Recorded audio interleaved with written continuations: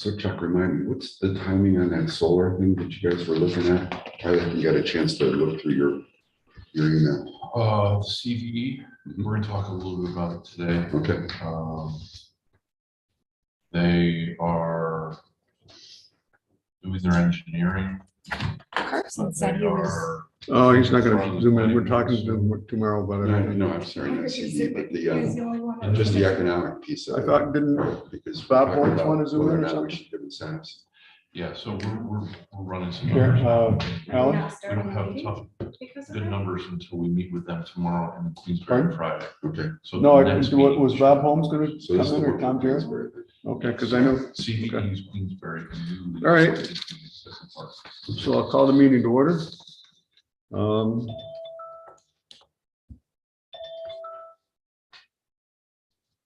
First item of business is to have a motion to approve the September 7th, 2022 minutes as mailed. Oh, yes, thank you. Mike Wild, Yes, Dan Bruno, Yes. Dave O'Brien. Yes, All right, we have a quorum, we have 3 out of 5. okay. Now I need the approval.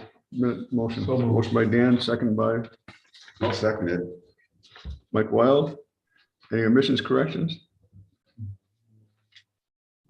All in favor? I have to abstain. Could still pass with me No. doing that. You still can't, you can't pass? No. Yes. Okay, thank you. Good morning, Bob. Can you hear us? Yes, I can. Great. Whoa, We better turn that down. So Must be you can hear me. Oh, Oh, we can, yes, we can hear. I think everyone in the building can hear you. So loud. I shut the door.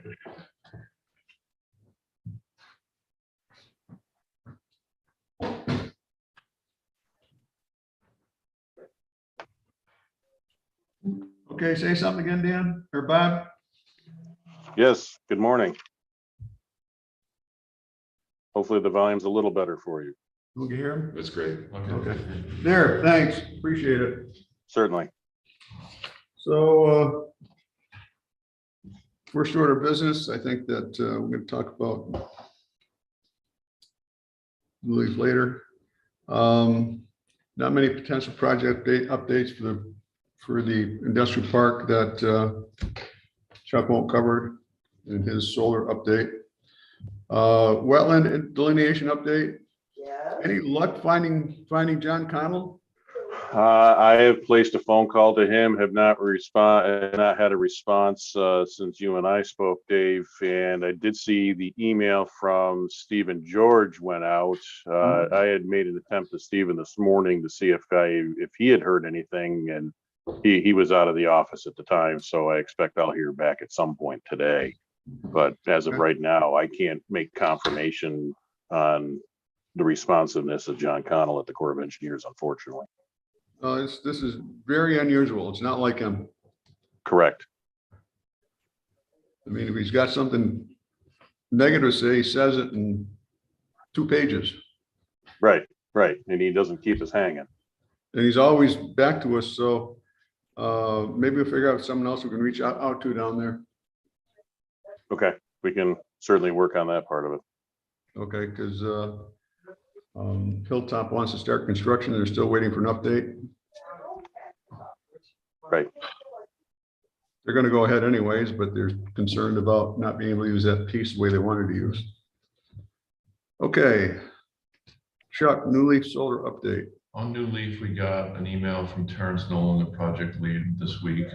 They have advanced the application to National Grid for the interconnect, and they're doing some title search work and they're doing some wetland work. He also said in his email, we'll get a draft lease fairly soon. So that's probably, yeah, pretty much sooner than I think we expected. So New Leaf is progressing well so far. That's it for me. So might want to ping about potential new backlot too. Yeah. Okay. And just what Dave's talking about, we have that back lot that has wetlands on it, could be a nice candidate for another solar project. The issue with New Leaf is the interconnect. They have a good place in line for the site that they're looking to lease from us now. Then you have to put another application for this other parcel. But we'll talk with Terrence and see what comes up. Okay. A lot merging update. I did talk to the assessor, Colleen in Kingsbury. Essentially, she said the best way to do is merge the lots. I think that we'll need to sit down and figure out what the assessed value is down there. I think that we'll go ahead with merging those lots together as we discussed, and have more at the regular board meeting. But I was going to request to lower the assessment on it because it's unusable property. Right. And that back lot is what we have done for Forever Wild. We pledged for Forever Wild for that back lot. So that's it. So Bob, a question maybe you don't know, but maybe you can point in the right direction. If the back lot's Forever Wild, we could still put solar in there, couldn't we? I'm not sure I can entirely answer that question, but some of that may come down to whether or not there's any specific covenant put on there as far as uses that are beyond wild or business. I don't know if that made sense or not, but the clean answer right now is I don't have a good answer for you on that, Dave. But again, if when in the process of quote unquote making it Forever Wild, if there are exceptions to that, I believe the IDA could make that determination, I would think. Well, I think if I go back and look at our resolution, I think we just put a resolution that we wouldn't develop that property. So we'll go back and look at the resolution. I do know the Adirondack Park angle, when you say Forever Wild, nothing's happening. But maybe Correct. We're lucky. Maybe it's different outside the park. We're not in the park. Right, thank goodness. Okay. Okay. Well, do some more research on it. But Okay. I mean, Dave, the bigger, broader question you have, you talk about the solar, that there are provisions as far as permitting or even making it non-jurisdictional to the Army Corps of Engineers, that the solar is certainly a possibility, even in that area. Good, because a lot of that's all wetlands also. Correct. And as you and I had, I don't know if you've had the chance to fill others in on it, but as you and I spoke earlier in the week, that a solar potentially could be done even without a Corps of Engineers permitting, provided there is no ground disturbance. And that's where we had discussed that for construction purposes, they'd have to lay down the timber mats like you see on utility projects, and all the arrays would be set with either drilling or pounding in place. There's no excavations, things of that nature. Okay. The other thing that came up is, Chuck, you want to ask about the phase one, the DEC guy? Right, Your email. right, the email, they're requesting some information that we sent your way. Is that a difficult lift for the information you're looking for? I believe I can get that. I've actually got to go dig in our paper records, because I want to say we actually have a copy of the original phase 1A of the industrial park, the development, which may answer that question.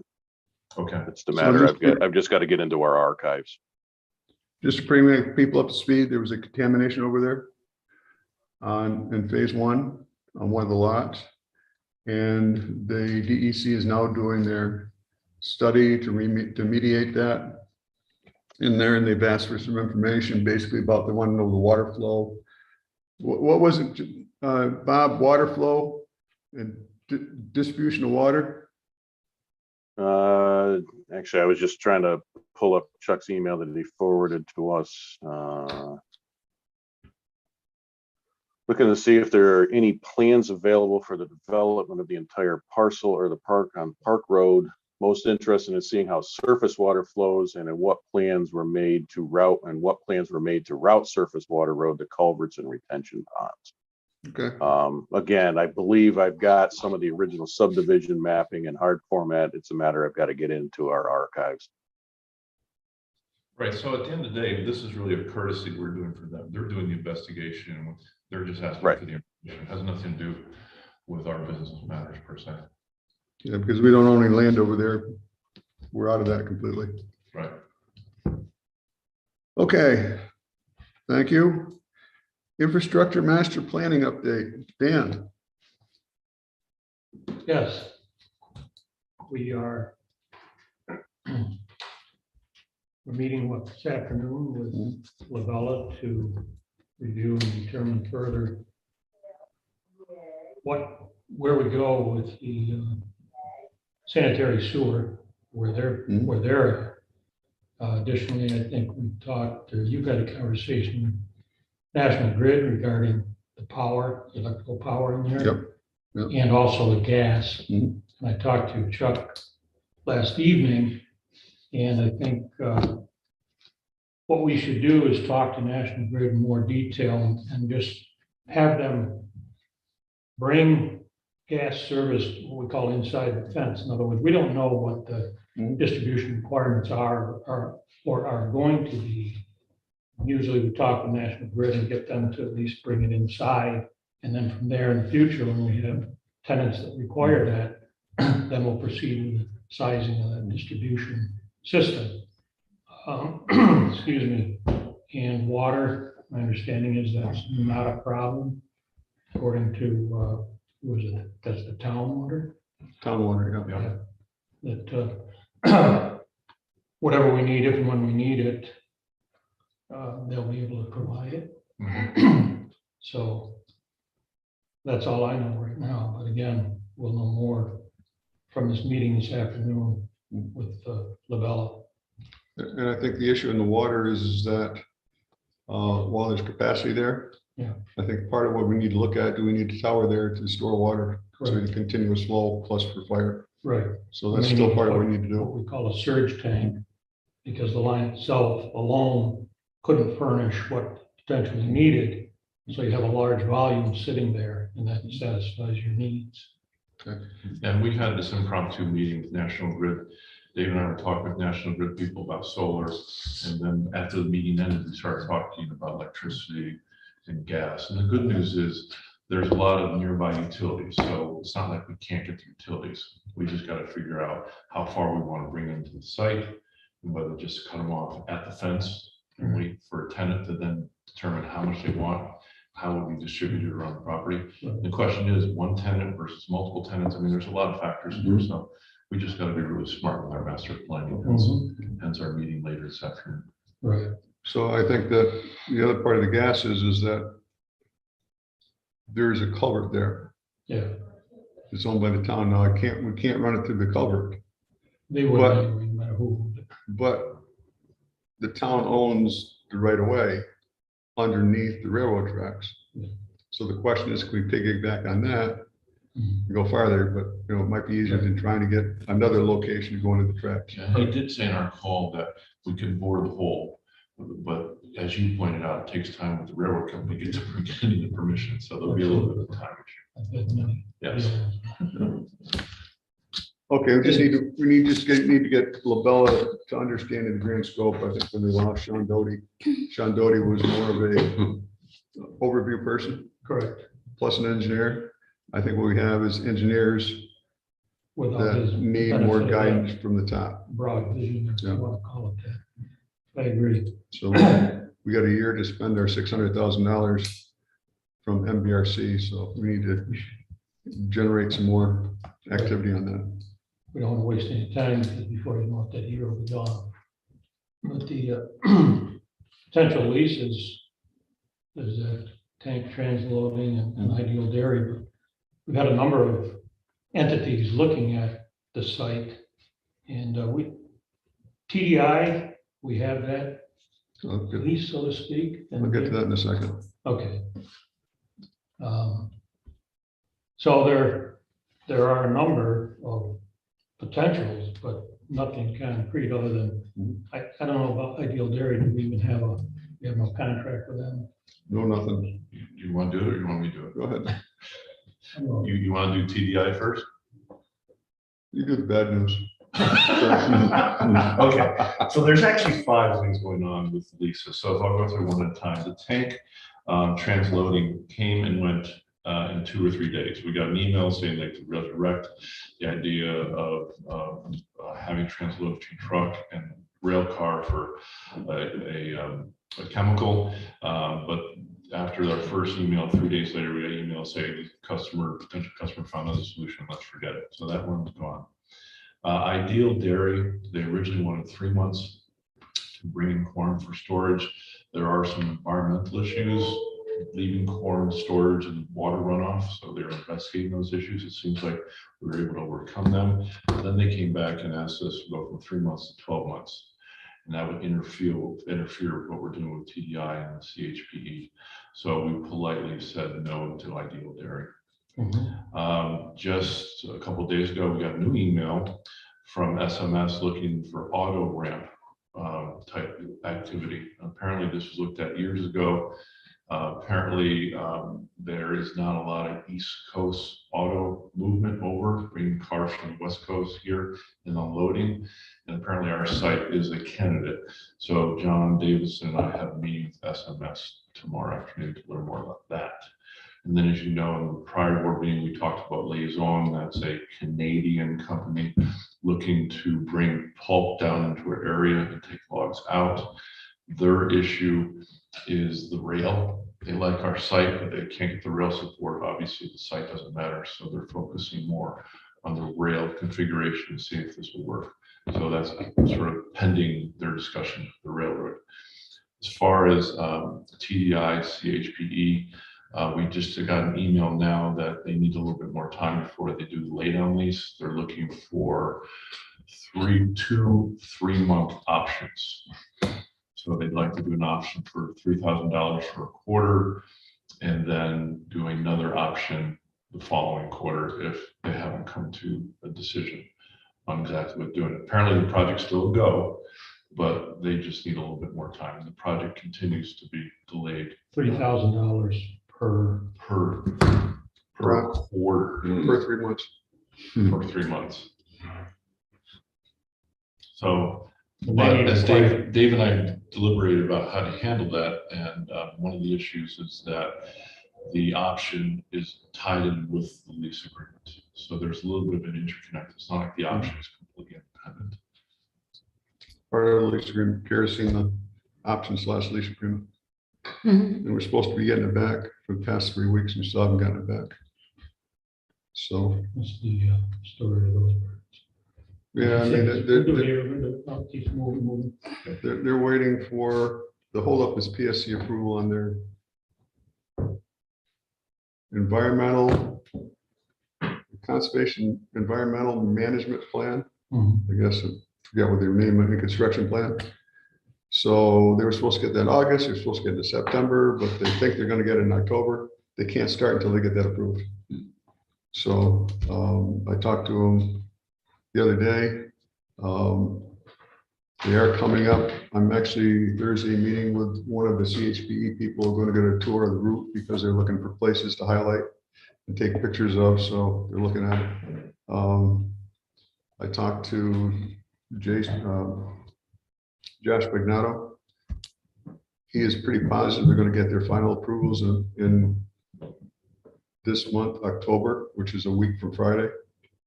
Week from Thursday is a meeting. I'll see the agenda on Friday, so I'll know if they're on that or not, but he's pretty sure they're going to do it. As soon as that happens, they will be doing the starting construction up in Putnam. Coming down through the laydown areas, they're not sure where they need the property in March or April, but they want the option agreement so they can tie it up for it. And the payments will be coming in probably mid-November, December, for the big payment. So that's what we're looking at. So an ideal always comes up, so wants to do something right away. This is the 3rd time they've come. They wanted to rent the building, they want to do this, they want to do that. They wanted to put the corn in there for 2 3 months. I don't want to have their corn stored there for a year. It doesn't even matter what TDI, even if they came to us and said they want to store corn for a year, I'm like, no. That stuff will blow around, make a mess all over the place. So that's CHP TDI. Any questions on all that? There's definitely interest in the site, which is a beautiful thing. Oh, yeah. I mean, It's just a matter of time right. till something Yeah. takes hold. Okay. CEO updates. Okay, I'll try to go quick. Sort of a bit of a chronological order. Back on September 21st, Michael Shander and I met with the North Warren Chamber of Commerce and talked about the EID, listened to some of their concerns. Like a lot of areas, it's staffing and workforce housing, no surprise there. Craig later talked to the group about the downtown revitalization application that he submitted, and the IDA followed up with a support letter for that initiative. The next day on the 22nd, Ally and I met with our IDA accountant, Mike McCarthy, and we are brainstorming some reporting enhancements. More to come. Mike was a pleasure to meet and very knowledgeable, and he also has some good ideas to help with our financial reporting. So again, Speaking of Mike, Michael Ostrander is done now. He's gone. Last day was Yeah. Friday. Michael's last day was Friday. We had a good day, final download, went out and had lunch, but Friday was his last day. Yeah. Okay, continuing along, on the 22nd, Michael and I also had a conference call with the Lake George Resort owner, who is in early planning stage, could be a client of IDA in the future, but frankly has more to work out before we can really engage. And then also on the 22nd, Dave, Michael, and I met with ED staff with a local business owner interested in workforce housing in the Lake George area. Fairly large project. Would be a good candidate for the 485B pilot program. We are meeting again with the business owner and the attorney tomorrow. I'm sorry, on 10/6, on October 6th, actually that is tomorrow. And we'll see how that progresses. It seems like quite a good opportunity for the region. On the 23rd, which is a Friday, the Champlain Lake George Regional Planning Board hosted Ed Hummel, who is a senior representative of the U.S. Economic Development Administration. We toured Washington County Fairground, Village of Cambridge, and Salem. And for me personally, it was great because of the opportunity to really learn more about Washington County. Also, I'm doing my one-on-one board member meetings, and I did meet with Jenny Sullivan on the 23rd. We talked about Canal Side. Moving on the 26th of September, Dave and I met with representatives of the West Mountain Development Partners Project. That project is alive, and they are advancing a sewer proposal, which they are cautiously optimistic about, and then they'll be engaging the Queensbury Planning Board. We are in the process of doing the preliminary work to help them with their plan, and they have asked if we could meet again in November. They'll do that in phases, correct? We'll do it in phases. Yep. On the 28th, we met with National Grid. We've already talked about that with the master planning, but we did talk to them about the solar landscape, and they were very helpful, helping us understand what's happening with solar as we think about the IDA and what we want to do with our solar policy. Oh, she was supposed to be setting up a meeting with the gas person. Yes. We haven't heard back from her. No, we haven't. Okay. That was in conjunction with Canal Side, right? Yeah.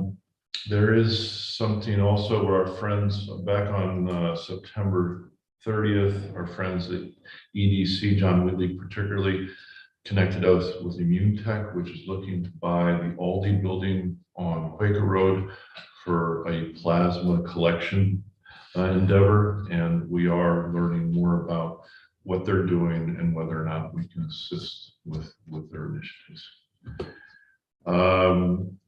Another topic, John Brought has been working with a IDA video with Anorak Winery. We have seen what we believe is the final version, and we'll have that for the board for the next full monthly board meeting. It's really well done. Upcoming, I mentioned earlier, talking before the meeting started, that with the CVE solar project located next to Walmart on Quaker Road, that we are talking with CVE to understand the nature of their project. We're also talking with the town of Queensbury. Both those meetings will occur later this week.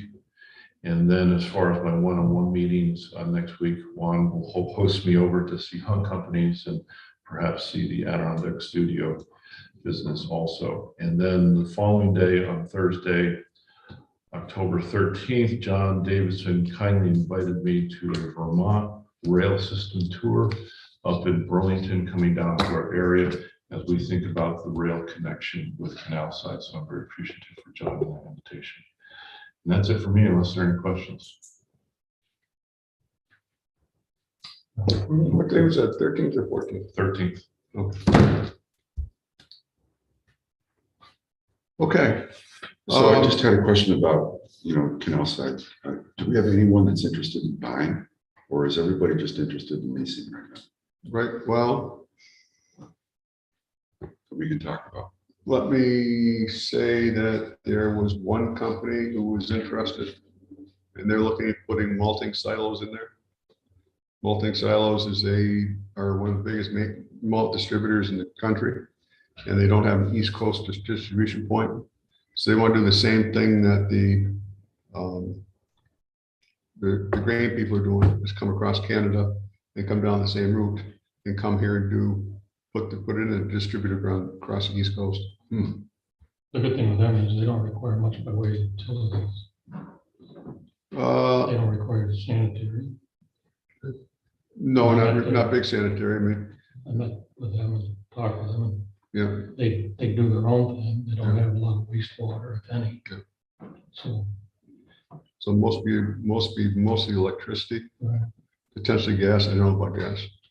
didn't say much about that. So Mike, another thing to add to that is in the master planning, we've been thinking about the potential uses of that property. And you might recall from the Weston Sampson study, they had 4 industries: transfer and storage, energy, manufacturing, food production. And we went back and looked at the companies expressing interest in the Canal Side. 5 of 8 have been transferred to storage, which kind of makes sense with the rail there and everything else.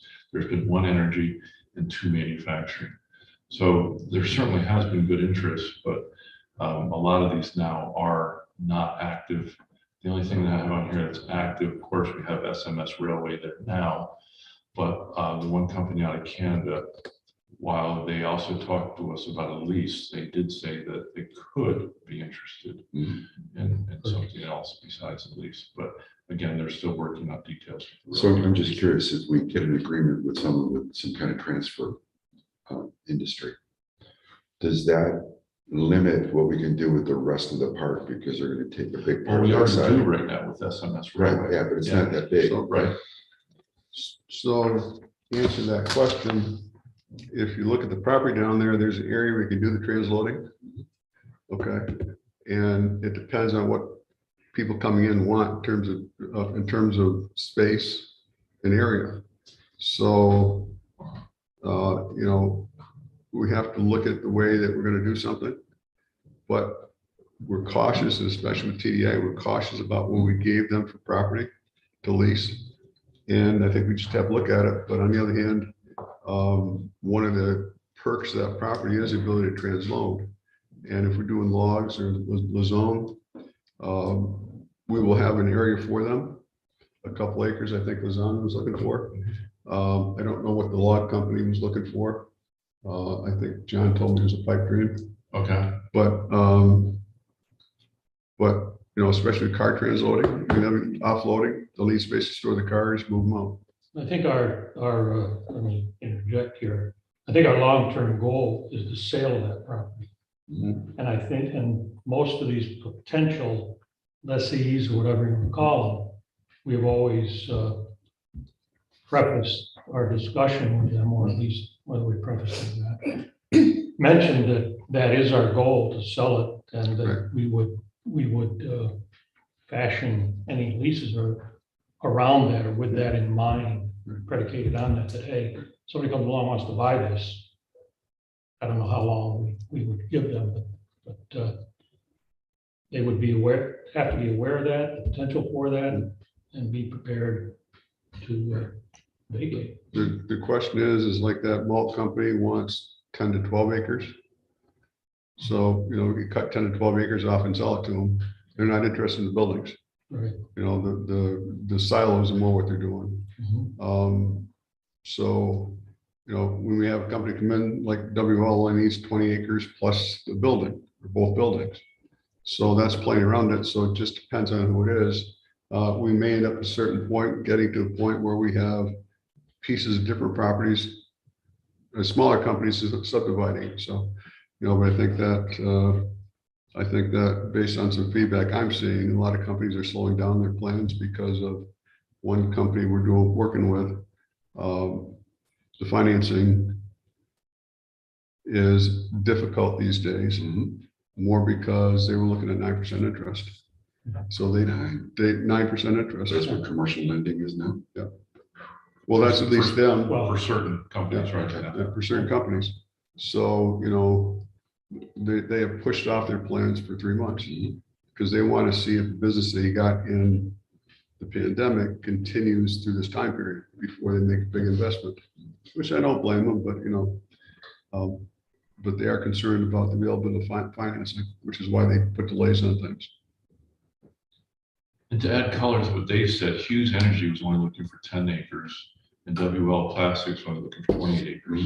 So we do have a situation where they're only looking, perhaps not that full 80. There was one company here that looked like they were interested in the full 80. This is the trick we have with the master plan. Honestly, this is why this meeting later today is so important, figuring out what to do and what not to do. But, you know, when you look at the infrastructure, sewer and water sewer's been the biggest one. And, you know, I don't think until we get the sewer solved, we're gonna have very serious manufacturing people coming in. agreed. Well, we- That Hughes Energy, you know, I'll go out on a limb, that dealings with them, and I would give that 10% at best. They are just They're running just- around, talking, waving their hands and doing this and that for years and don't do anything. They've disappeared. Yeah. No surprise to me. So I haven't heard any serious interest from them.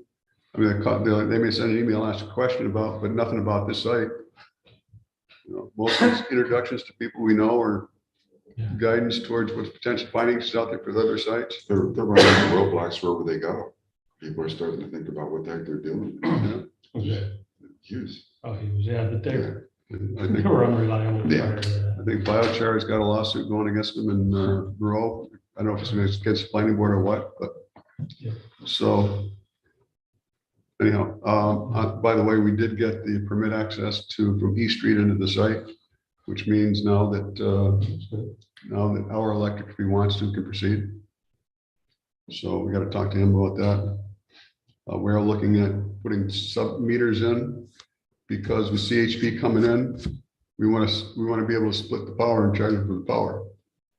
No, we can't we can't charge by kilowatt hour. We can charge by percentage of what they use of the total bill. So it's a maintenance charge versus anything else. So that's why we're putting sub meters on. Our electric, who's familiar with that site, is getting us quote on it.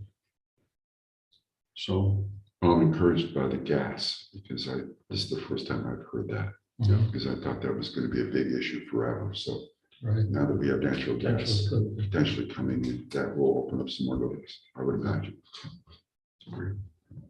So do you talk about CV Shoal? We're meeting with them tomorrow. Figure out what we're doing. Okay. Adonai Winery is refinancing an SBA loan. They need us to approve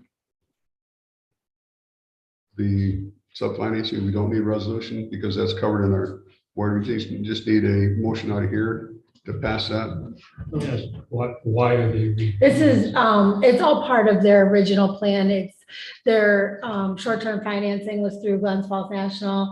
Once the construction component of it was completed, then SBA comes in and takes out Glens Falls National. It was all part of their original plan. They're at that stage. They fulfilled all the responsibilities that they had for SBA, and, they called me yesterday and said they're closing tomorrow, so. Well, we need a motion. I'll make that motion. Motion by Mike, second by Dan. Any further discussion? All in favor? Aye. Opposed? Carried. Okay.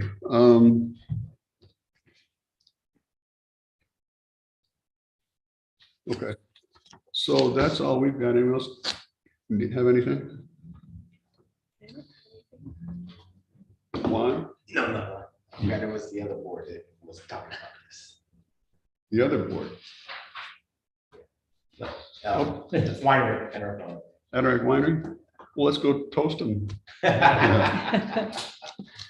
Okay. Hey, wait a minute. Somewhere. At the LDC, we have people coming in to get a loan. They bring their beer in at 9 o'clock in the morning. So we get drunk in the day and go up and have our board meeting. Goes like. Make a motion to end the meeting. We're going downhill. Meeting adjourned. Right. Yeah. Our meeting we had yesterday. Thanks, Bob.